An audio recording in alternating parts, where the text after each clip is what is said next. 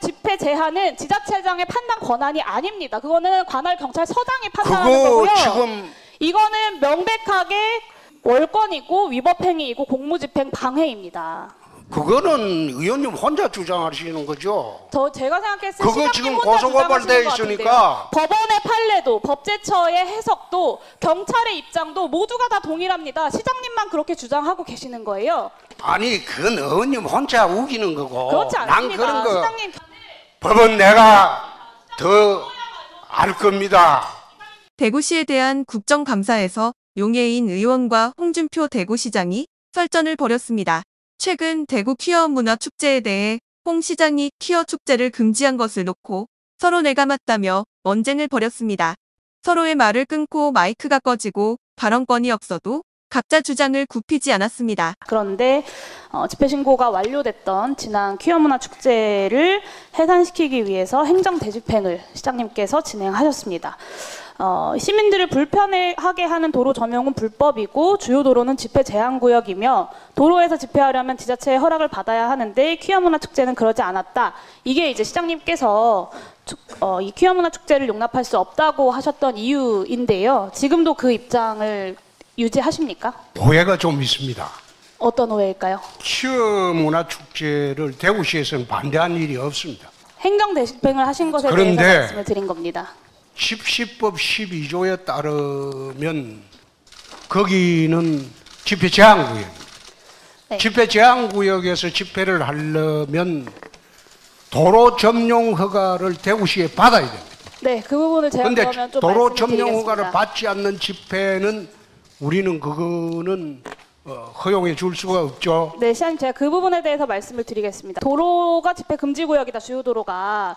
이게 이제 도로법 61조를 근거로 이제 말씀을 하시는 건데 사실 이 주장은 헌법에 위배되는 주장이십니다. 사실 그거 수많은 위헌 판결 판례에서- 났습니까? 네, 수많은 판례에서 지자체의 허가를 받아야 하는 것은 아니라고 명시를 하고 아니, 있고요. 의원님, 그게 시장님, 제가 지금 말씀을 잘못 마저 말씀하시는 드릴게요. 게 지자체의 허가권이 그렇지 않습니다. 있다는 게 아니고 도로 점용을 하라는 네, 제가 그런 말씀드릴게요, 허가를 시장님. 하는 위원장님. 권한은 지자체에 있다는 겁니다.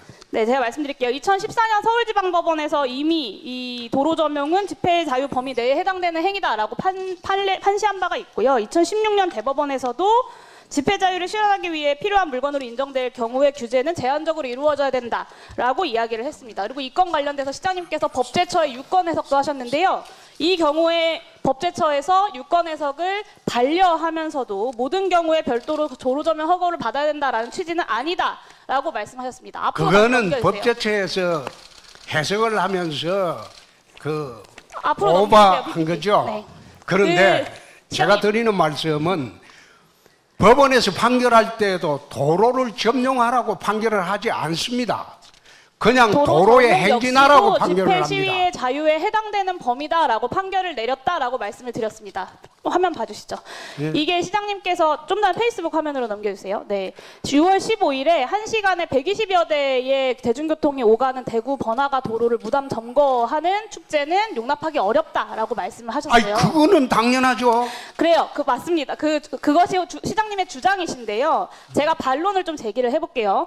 대구 퀴어 문화 축제가 열린 바로 그 도로, 중앙로 대구 대중교통 공영지구에서 대구시의 행사나 축제나 집회가 열린 적이 없습니까? 그거는 우리가 도로 점용을 허가를 하죠. 그렇죠. 있죠. 4월 22일 같은 장소에서 지구의 날 기념 대구시민 생명축제가 열렸습니다. 그리고 5월 13일에는 보시는 것처럼 파워풀 대구 페스티벌도 열렸어요.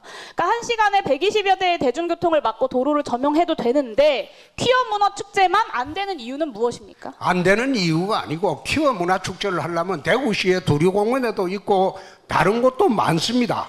그런데 왜 유독 주말에 버스 통행 빈번한 곳에 그걸 도로를 점거하고 축제를 하겠다는 겁니다. 주말에 버스 도로를 점용하고 행사를 하는 사례가 저렇게 많은데 퀴어 문화 축제만 안 되는 이유를 시민들께서 퀴어 문화 납득하실 축제만 수 안 되는 있겠습니까? 이유가 아니고 퀴어 문화 축제만 그렇게 하지 주말을 말고 하셨잖아요. 그 퀴어 문화 축제는 인원도 소규모 인원이잖아요. 이거는 대구 시민들이 다 참석하는 거고. 네, 소규모 그래서 인원인지 아닌지는 그때는 그리고 그냥 딴 곳에 가서 하라는 겁니다. 네, 시장님 그리고 그 권한은 시장님에게 없다는 것을 말씀드릴 건데요. 그 권한이 중구청장한테 있습니다. 관할 경찰서장에게 해당 도로에 대해서 교통소통을 위하여 필요하다고 인정하면 제한할 수 있다라고 되어 있습니다. 이게 시장님께서 말씀하시는 집시법 12조 내용입니다. 잘 살펴보시면 주요 도로에서의 집회 또는 시위에 대해서 교통소통을 위하여 필요하다고 인정하면 이라고 써 있습니다.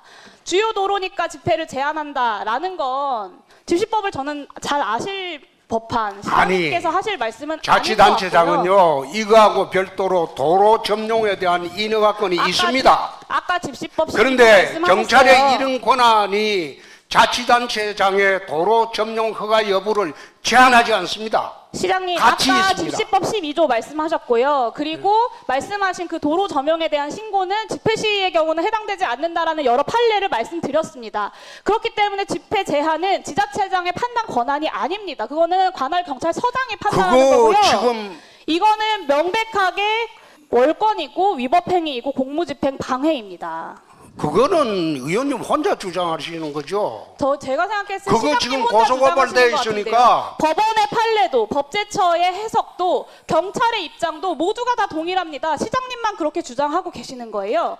아니 그건 의원님 혼자 우기는 거고 그렇지 않습니다. 난 그런 거 시장님 경찰도 법제처도 그리고 시민사회에서도 모두가 법원의 판례도 모두가 다 똑같이 이야기하고 있습니다. 법제처는 그렇게 해석하지 않았습니다. 법제처는 그렇게 해석했습니다. 제가 다시 읽어드릴게요. 법제처에서는 모든 경우에 별도로 도로 점용 허가를 받아야 한다는 취지는 아니다라고 이야기했습니다. 모든 경우라고 했습니다. 집회 주최자가 지자체의 도로 점용 허가를 받지 않았다는 것이 곧 집회 시위를 불허할 근거가 되지 않는다. 무엇보다도 지자체장에게는 집회 시위를 제한할 권한이 없다라는 것이 경찰과 법원과 법제처의 해석입니다. 시장님. 그럼 제가 이걸 안 물어보겠습니다. 고속도로 차단하고 집회 신고하면 이거 그 바로 시장님, 집회를 할 수 물타기하지 있습니까? 마십시오. 이거 고속도로 점용한 것 아닙니다.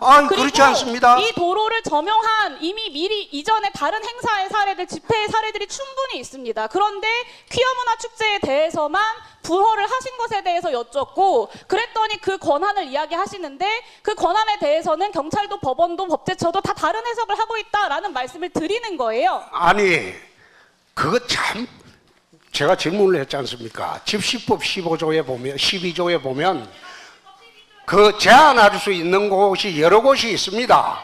그 전국에 대구에서 9곳이 있어요. 대구에서 9곳이 있는데 그 9곳을 점용을 하려면 시장 허가나 구청장 허가를 받아야 된다는 거예요. 예, 정리 좀 해주시죠. 저한테 있습니다. 중구청장이나 지방자치단체장한테 있습니다. 용현 의원님. 법원에도 그런 권한이 없어요. 법원은 그냥 행진하라는 권한만 있지. 자, 정리해 그런 권한 주시고요. 없어요. 용현 의원님, 보충 질의 시간을 이용해 주시죠. 법은 내가 더 알 겁니다. 국민의힘 권성동 의원은 홍 시장 편을 들었습니다. 권 의원은 대구시가 이미 집회를 해서 안 된다고 의사를 표시한 상황인데 집회 주최자가 도로 점용 허가도 안 났는데 축제를 열었다면서 집회 시위는 이미 과도하게 열리고 있다. 장소도 그렇고 퇴근길에도 하고 소음도 심하다고 지금부터 중요한 사항을 말씀드리겠습니다. 약 1분만 집중해서 들어주시길 바랍니다. 제가 유튜브 구독자분들을 위해 특별히 준비했습니다. 이슈 뉴스만 잘 챙겨보셔도 충분히 돈을 벌 수 있는 방법이 있다고 말씀드렸는데요. 이 씬을 보시면 어떤 생각들이 드시나요? 단지 이런 뉴스가 있구나는 생각뿐이라면 잘못 생각하고 계신 겁니다. 그 이유가 무엇이냐면 제가 6월 말 7월 초에 뭐라고 말씀드렸나요? 지금은 바이오에 관심을 가져야 한다라 분명히 계속 말씀을 드리고 투자 쪽으로도 생각을 해봐야 한다고 말씀드렸습니다. 이런 유튜브 영상 썸네일을 많이 보셨을 텐데요. 이런 바이오 관련 이슈가 되었을 때 투자자 또는 부자들은 어떤 생각할까요? 바이오 관련해서 이슈가 많이 발생하고 있으니 바이오 관련주가 무엇인지 어떤 종목이 가장 좋을지 어디 투자를 해야 돈이 몰릴 수 있는지 자연스럽게 생각한다고 말씀드렸습니다. 그 이유는 바로 이슈가 곧 돈으로 이어지고 그 이슈가 나에게 돈을 벌어준다는 경험적 확신이 있기 때문입니다. 지난번에도 유튜브 구독자분들과 함께하는 주식으로 수익 내기 프로젝트를 진행했었는데요. 당연히 100% 무료로 진행했고 이 사진을 보시면 아시겠지만 구독이라는 문자 메시지를 남겨주시는 모든 시청자분들께 이렇게 바이오 관료주 중에 가장 급등할 확률이 높은 한 종목을 알려드렸습니다. 사진을 보시면 아시겠지만 6월 말 라파스를 추천드렸는데요. 정확히 얼마에 매수하고 어떤 종목을 사야 하는지, 어느 지점에서 팔아야 하는지 이런 부분들까지 여러분들에게 정확히 알려드렸습니다. 실제로 많은 분들이 수익을 보셨고 오른쪽 사진을 보시면 아시겠지만 6월 말 라파스를 소개해드리고 난 후 실제로 며칠이 지나지 않고 이렇게 주가가 2배 이상 급등하였습니다. 지난번과 똑같이 문자 메시지로 구독이라고 보내주시면 이번에 이슈가 되고 있는 주식 중에 앞으로 대장구시를 하면서 주가가 가장 꽤 상승할 종목을 시청자분들에게 문자 메시지로 종목명과 사고자 하는 시점을 모두 알려드리겠습니다. 그래서 이 영상을 보시고 계신 시청자분들에게 이번 종목이 궁금하다 하시는 분들은 남녀노소 시간대 상관없이 이렇게 상단에 제 번호를 항상 남겨놓고 있습니다. 제 전화번호 010-5638-2209로 구독이라는 문자 메시지를 보내주면 됩니다. 저는 다른 것을 바라는 게 단 한 가지도 없습니다. 여러분들이 저로 인해 수익을 보셨다면 구독과 좋아요 한 번씩만 부탁드립니다.